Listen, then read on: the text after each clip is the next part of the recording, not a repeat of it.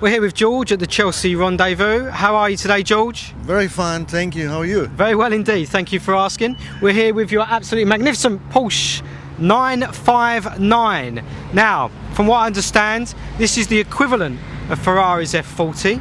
Tell us a bit about the 959. Yeah, you're completely right.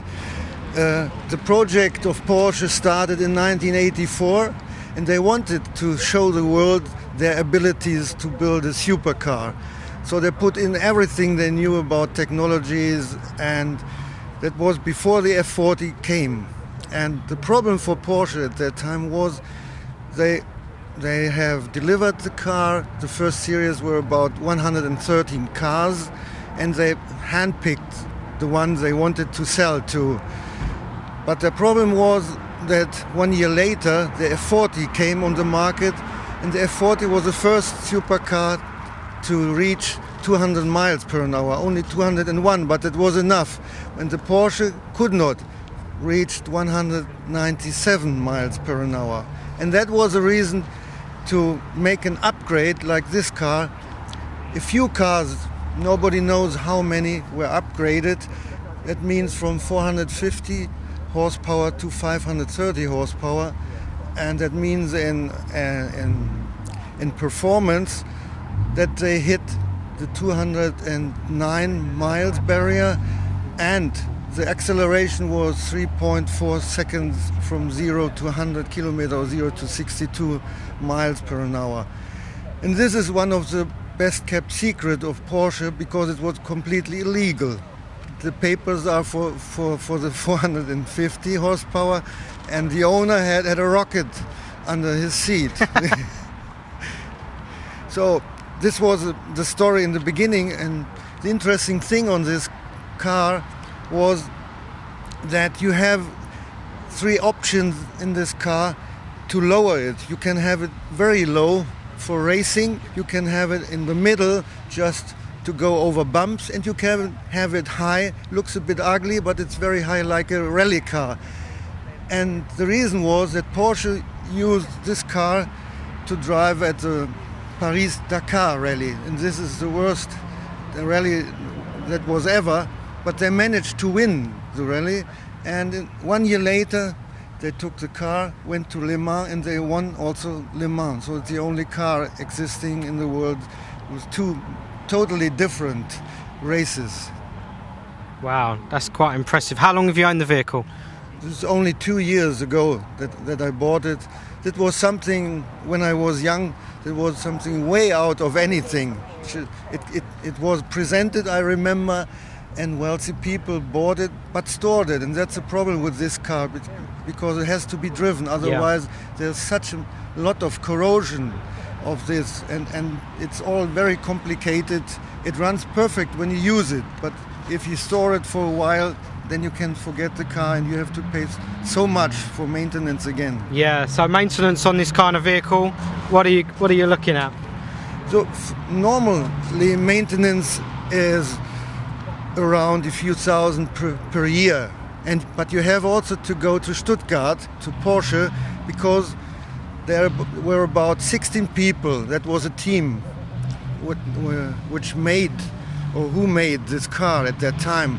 And these 16 people, a few are already in retirement, and the remaining are the only ones in the world who can repair anything on this car. Oh, so we're expecting the future, but there's nobody else, and we don't know what to do then if something breaks, and there's no history about this. You better sell it quick then, George. Yeah, perhaps, but I don't think I will sell it, because it's so unique and it's such a pleasure to drive this car.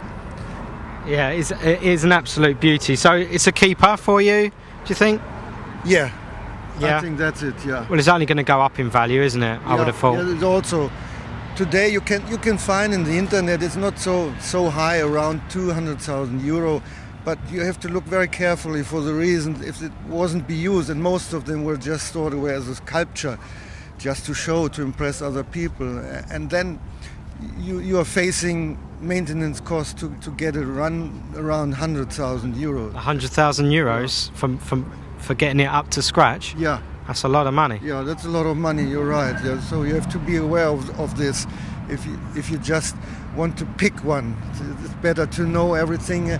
But it's a good chance to ask Porsche. The factory knows every car, they know every owner, and they can tell you which is a good car. So it's definitely worth an inspection before buying. A PPI, a pre-purchase inspection, is highly recommended on this vehicle. Have you got any other beasts that you want to talk about, George?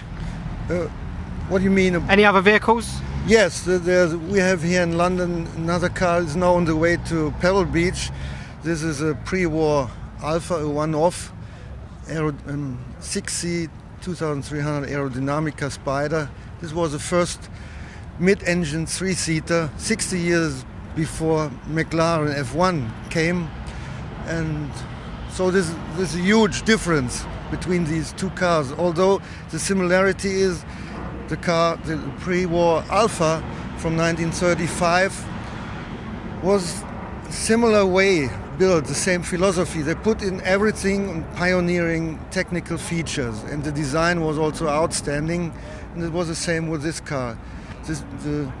The CX value of this car, the drag value, is extremely low, much lower than other Porsches. George, can we have a little look around? Yes, please. Let's go. We can start with the wheels. There's this very special technical feature. You see the air in the tires goes through this, and there's a control system inside, and if it's leaking air, immediately you get an alarm, and this is very helpful when you are at a speed over 200 miles per hour. On the M1? On the M1, yes. So inside you see the dashboard looks pretty much like the Porsche RS, and the modern ones are a little bit different now, but the older ones in the 60s, 70s had about the same dashboard. One difference is, but we cannot see it here, it has 3 anti-thief systems. 2 are fakes and 1 is real. We won't say what the fake ones are. No, don't show us. Don't show us. We get all type of people watching fGear. When we go back, you see the 2 turbo, and the engine looks pretty much small, but it's a huge engine. It goes very deep down, and you can see the weight also. It's unusual for Porsche to have the weight so far behind, you see? Yeah. Normally it's somewhere here, but this goes far back, and it's also very wide, much wider than other Porsches. Some people think they have just used the 911 because the top looks the same, but it isn't. The material is completely different. I think the only thing what's the same are these covers, like the 911. So that's about all of the technical features we can see, because the others are hidden, like the 2 clutches. And 2 clutches? There's 2 clutches, yeah. It's a bit greedy, George, a bit greedy? It's yeah. The reason is, and that is also the background, that this Porsche, this road-going Porsche, is the fastest Porsche still today.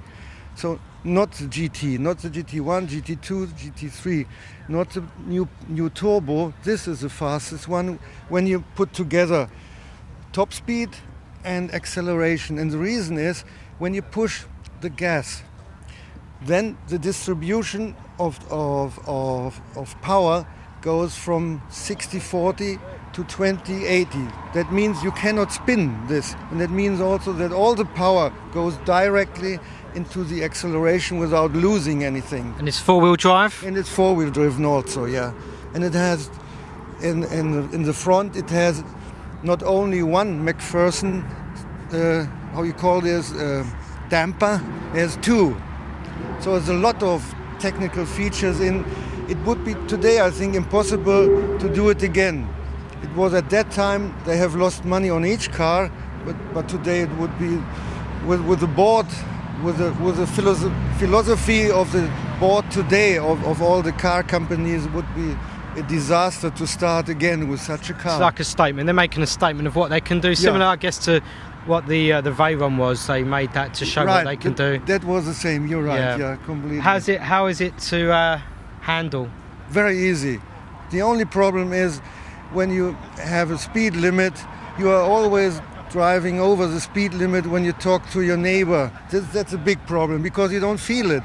When you drive with this car about 150 miles per hour, it is like driving 70 miles per hour. So that's a big risk. Only in Germany on the Autobahn, of course, that's George, the only way, is what you meant to say. That's fantastic. George, thank you for joining us on fGear TV. Thank you very much. It was a pleasure to talk to you. Pleasure to have you with us. Thanks.